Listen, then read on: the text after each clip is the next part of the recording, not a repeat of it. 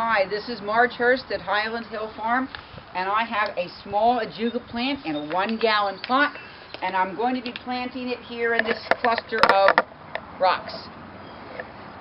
Okay. The rocks really don't add much to this site, and the Ajuga long term will make a nice ground cover. So I'm moving my rocks out of the way. I'm taking my hands and I'm pulling the mulch off to one side because I want to reuse this mulch and I don't want to have it dirty. So I'm pushing the mulch off to the side. I have a small little digging tool, so I'm just going to make a hole about the same size as my pot. As I'm digging, I carefully move the dirt out of the way, but I'm trying to make sure I don't put the dirt on top of where I move my mulch. Probably should have gloves on, but I'm doing this sort of quickly. My soil, as you can see, is not very good, but Ajuga doesn't care. My hole has pretty rocky soil, but the Ajuga doesn't really care. The only thing that the Ajuga is looking for is some afternoon shade. So I can really put this in this hole with this many rocks in it, and it doesn't matter. Ajuga comes usually in 1-gallon pots like this size, or sometimes we will sell it if you're doing mass plantings. You'll often get it in a flat with smaller peat pots. You don't have to dig nearly the size of the hole when it goes much faster. But this makes one nice little piece. I push the dirt back around it. Notice how I keep the crown just a tiny bit above ground level. All perennials and shrubs should have that dirt level just a tiny bit high. Too high won't die. Too low won't grow. Now I take the mulch that I had pushed back earlier, feather it up around my plant so that it does not even look like my site has been disturbed. For right now, I'll put some of the rocks back, but not many, because that's really not I'm excited about. The Ajuga will be this height. Now, I'll make sure I need to water it, because I'm planting at the end of July, beginning of August. Till next spring, this plant will have gotten to be about this large. It will eventually, over time, spread sideways out to the edge of the rocks here, maybe hang over a tiny bit, not much. And in the springtime, this will have a very nice blue flower. For the rest of the season, I'll have this nice multicolor, and it will happily sit in this afternoon shade and thrive.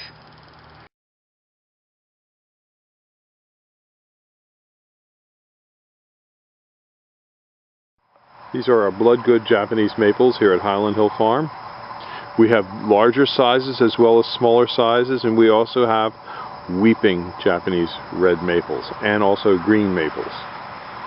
So give us a call, 215-651-8329.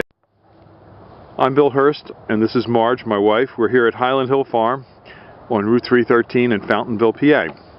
These are a 9 to 10 foot green giant. The green giant is a very fast growing tree. It can grow upwards to 3 feet a year.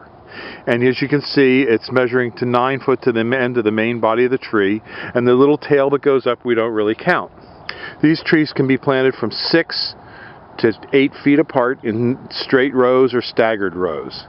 We do deliver and plant them up and down the East Coast, and they're great for windbreaks, screens, and buffers. If you have a heavy population of deer, the tree will be damaged slightly. What you might have to do if you have a lot of deer, you might have to spray it with some deer away. But generally speaking, if you have a minor deer population, like a deer every week or every other week walking through your yard, this tree will not be bothered. If you have a minor deer population, even the emerald greens can be eaten alive. So we recommend the green giants for a lot of windbreaks and screens and buffers for their deer resistance, their bug resistance, and another good feature of this tree is that it grows predominantly with one single leader, as you see here. Now this leader can almost be bent back to the ground. It's a very tough plant, and it takes a lot of abuse, and it can withstand a lot of wind and snow damage. It's forgiving on the soil types. and it can take a little bit of shade. The reason it can take some shade is, as you can see, it's a little bit open. A very close, dense tree like the emerald green can take no shade, but the green giant is more open, so it can live in a shaded environment. So give us a call. These are our 9 to 10 foot green giants at 215-651-8329. Thank you. We grow a lot of boxwoods here at Highland Hill Farm. These are our 18-inch Green Mountain boxwoods, and these are our 24 to 28-inch Green Mountain boxwoods. We grow a lot of other deer-resistant trees and shrubs as well, and those are our 5 to 6 foot green giants. If you need any high-quality deer-resistant nursery stock, give us a call. We can deliver and plant, or you can stop and pick up.